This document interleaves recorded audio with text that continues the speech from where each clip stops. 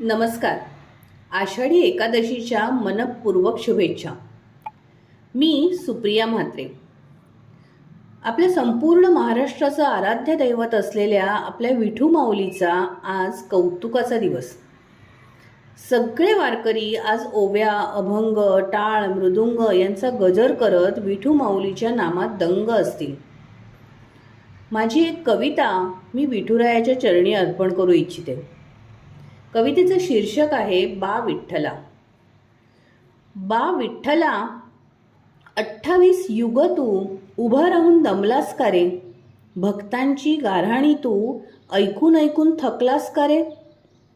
आम्ही येतो तुझ्याकडे मागायला सगळं काही. आम्ही येतो तुझ्याकडे मागायला सगळं काही. तुला काही हवंय का विचारत कधीच नाही. हल्ली आम्हा सर्वांनाच आमची आमची स्पेस लागते. हल्ली आम्हा सर्वांनाच आमची आमची स्पेस लागते. तुला ही स्पेस हवी असेल आमच्या कधीच लक्षात नसते.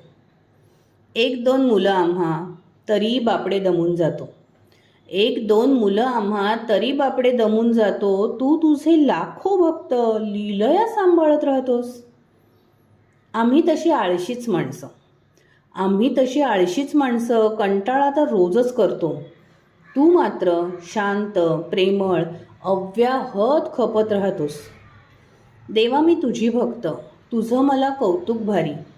देवा मी तुझी भक्त, तुझं मला कौतुक भारी. मनाने मी कायम असते तुझ्या सवेत तुझ्याच दारी. तुझ्याकडे देवा मी एकटक बघत राहते. तुझ्याकडे देवा मी एकटक बघत राहते. मनातलं माझं गुज तुलाच फक्त सांगत राहते.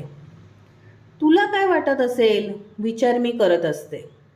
तुला काय वाटत असेल विचार मी करत असते. तुझ्यातली माऊली तेव्हा गालातल्या गालात हसून पाहते. तुझ्यातली माऊली तेव्हा गालातल्या गालात हसून पाहते. धन्यवाद. कविता आवडली असेल तर शेअर नक्की करा.